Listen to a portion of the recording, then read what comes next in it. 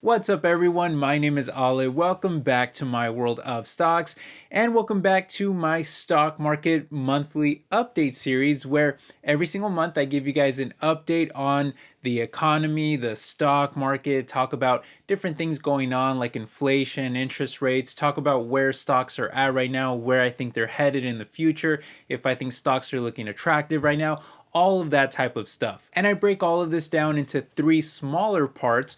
Part one is just an update on the market performance, how the stock market is doing. Part two is covering any market or economic news and sharing my thoughts on everything going on. And then part three, we finish off with the biggest gainers and losers from the past month. And I let you know if any individual stocks there catch my eye for possible investment as well. It's definitely a fun video that I enjoy doing for you guys, and I hope you're all enjoying it as well. But let's not waste any more time. Let's just go ahead and jump straight into it, starting with part one. Okay, guys, so part one is all about the market performance, and really we've now passed through the first 3 months of the year here.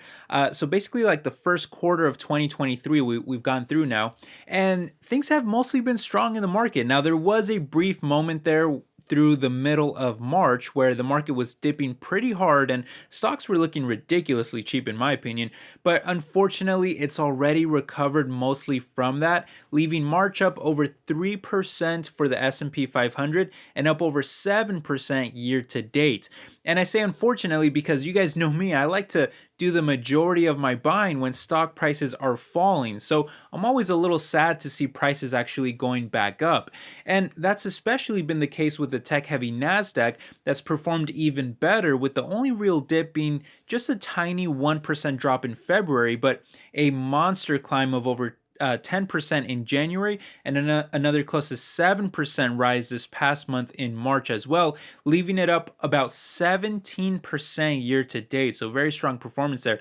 Despite that climb though, I am actually still buying stocks for a couple reasons. First of all, from the top, the S&P is still down about 15%, so a lot of opportunity there.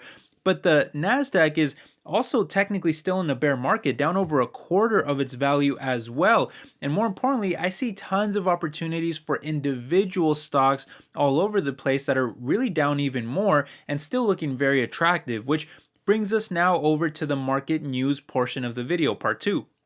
And for example, over the past month, I've put out many different videos highlighting these potential buying opportunities in individual stocks. Like for example, my best dividend stocks video, my 3 stocks for March, and most recent 3 stocks for April videos. I talked about under the radar AI stocks that are on sale too. I mentioned even what a couple of big investors are buying, including Mr. Wonderful and the great Warren Buffett. I covered the bank sell-off and which banks are the most attractive to buy on the dip. And I even asked ChatGPT for some help on what stocks the chatbot itself considers a buy too.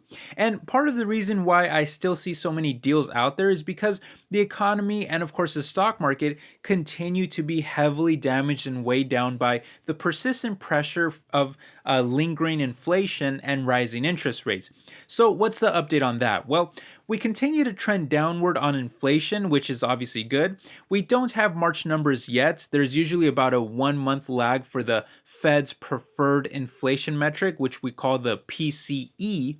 But we did just get February numbers a couple days ago, and it showed a slightly lower month over month increase of 0.3% versus 0.4% expected and 0.5% of the previous month too. So that was kind of a highlight there. More important though is to look at year over year numbers, because we know that the Fed is trying to get us down to their standard inflation rates of around 2%. That's where they feel is kind of the healthiest level for the economy. But as of right now, we are still extremely high and more than double that rate at about 5%. Although again, that number is coming down every month, which is a good sign. However, I don't personally feel that it's coming down fast enough to satisfy the Fed. So I do expect more rate hikes to come, which is something that the stock market is definitely afraid of, as the Fed has just raised rates for the 9th straight time in a row here in March, which is giving us an even sharper climb in rates than what we saw right before the Great Recession, and leaving us at almost the same levels as that too. So going forward, will the Fed be more cautious here? Well, it's hard to say. I think we would have actually got an even bigger raise in March if it wasn't for the recent bank failures, which I will cover in just a second. But as it stands, there's only one Fed official who thinks that we won't get any more rate hikes this year, while the majority of them at 10 predict only one more rate hike this year, which is definitely influenced by those bank failures, try to keep it a little low. But even then, there are still 3 Fed officials that predict 2 more rate hikes this year, another 3 that predict 3 more rate hikes this year, and then there's even one official who is still predicting a monster 4 more rate hikes coming this year, which would obviously be a lot. I think at that point, a pretty sizable recession would be, maybe unavoidable, because it would definitely hurt borrowing and investments for growth by corporations. And in this economy, I just don't think you can raise it that much that quickly. But especially that's the case after, considering that we just had the second and third largest bank failures in history, with SVB and Signature Bank both completely failing in March. So that would only put even more added stress on the economy and also the financial systems. However, I think I'm still a little more optimistic than most, because I think the Fed may cool down to just around 1 more rate hike this year, maybe 2 at the most. And even then, with everyone so afraid of banks failing, I think the biggest, most influential banks are more than safe at this point, since the ones that failed mostly had to do with poor investment decisions, bad balance sheets, and less regulation than the other big banks. For example, SVB was all about financing volatile tech startups and investing in long-dated bonds, which resulted in a huge bank run with unsustainable levels of bond losses and very little cash to assets, which is not at all what the 5 big banks have done. On top of which, the biggest banks are stress tests every year and have been passing with flying colors each time. So I actually think that some of those big bank stocks are looking attractive on the dip. In fact, I actually think that JP Morgan Chase may even see a little growth from all of this, because I feel that many consider it to be the biggest, kind of safest bank option to be parking their money.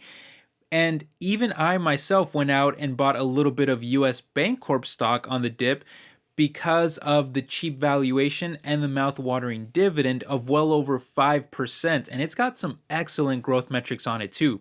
Don't get me wrong though, we may still very well get a recession this year, at which point bank stocks will likely get crushed, just like they do during any, horrible economic time, especially during a recession. So I don't actually think that bank stocks are the most attractive right now, certainly not the safest. I think they're quite risky, but my only point is that I am still buying stocks out there wherever I see opportunity. And I definitely see a lot of opportunity out there, especially with big, reliable tech giants like Amazon and Google that I think are trading on sale. I think there's a lot of stocks out there that have some great dividends and have a lot of value too. And I've put out, like I said, tons of videos recently talking about all these different stocks. So if you guys need some ideas on what's out there and available in the market, feel free to check out those videos. I talked about a ton of them.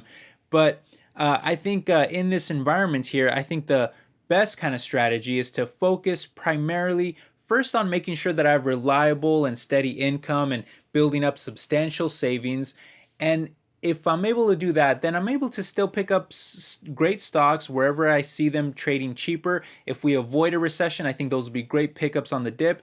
And even if we go into a recession, I still think that that it'll be a relatively short-lived recession where the Fed will be able to lower rates just like they did during the Great Recession. And then I think we'll see a very large bull run coming out of that. So I want to definitely make sure that I have the savings necessary to be able to buy even heavier if we do go into recession and stock prices get even cheaper. Got to make sure that I'm able to take advantage of that opportunity as well. So it's a bit of a balancing act overall. Speaking about individual stocks though, let's go ahead and finish up the video now with the biggest gainers and losers for the past month, and I'll let you know if anything catches my eye here as well. Alright, and starting first here with the gainers, I like to get these out of the way a little quicker because they don't really excite me as much as the losers, since I like to buy stocks that are actually going down. But still taking a quick look at these, there was actually a few of my own stocks that soared this past month, including Duolingo, who actually took the highest spot of all at close to a 60% rise. It's huge, while Intel also rose over 30% as well. Duolingo is, of course, that popular app for learning new languages and other things, and it's already up over 100% so far this year. So I'm very happy to see that as a shareholder myself. But it is still a speculative stock that is not profitable, so you do have to be careful with that one. I do plan to hold it long term though. I think they have a lot of future promise as a mobile learning app that can teach, math, science, many other things. But I probably won't be buying any more shares at this time since it is already up by so much. Intel is a little different though in that they were actually crashing a bit earlier this year before seeing a rebound at the end of it now. But that initial fall was because they cut their dividend by well over half the amount in February as a cost-cutting measure during a difficult chips environment, and also because of growing competition from AMD. And to be honest, I've actually lost most of my interest in this stock this past month because I really wanted it for that dividend, which has now fallen to just around 1.5%. It's very small now. I may still hold on to my remaining shares though, since I am already up over 20% on my position after buying heavier on the dip. So I do like that, and I do still think that they have a lot of turnaround potential to become a key piece of American chips technology. I think America really needs them to be successful, but I definitely won't be buying any more shares at this time because it's just not as attractive to me anymore. It's kind of just like a hold and see for me now. Probably hold it, maybe even sell it for a profit at some point. Moving on though, there was also Brookfield Renewable climbing by over 25%, which is a renewable energy stock that I used to own, and I still like that stock, but I ended up selling it for a profit a while back, so I'm no longer invested in them. There was also a bunch of gold stocks that have been climbing recently. Probably because of inflation and interest rates. Many times when inflation makes fiat currencies worth less, and you see gold prices rise a bit as a bit of a hedge against it. But I don't personally own any of these stocks myself. They tend to be pretty volatile and they don't really excite me very much. Scrolling further down though, AMD and Nvidia also rose just like Intel, but maybe to a lesser degree at around 20% gains. And the rise is likely due to inventories finally improving for chip sellers coming out of the pandemic, where everyone was buying new computers or upgrading their systems. Obviously, it's a much more difficult environment now, but I personally still really like Nvidia, and I like Nvidia the most out of all of these. And I'm also heavily invested in them because I think that they're just a great play on the future of artificial intelligence and many other things too.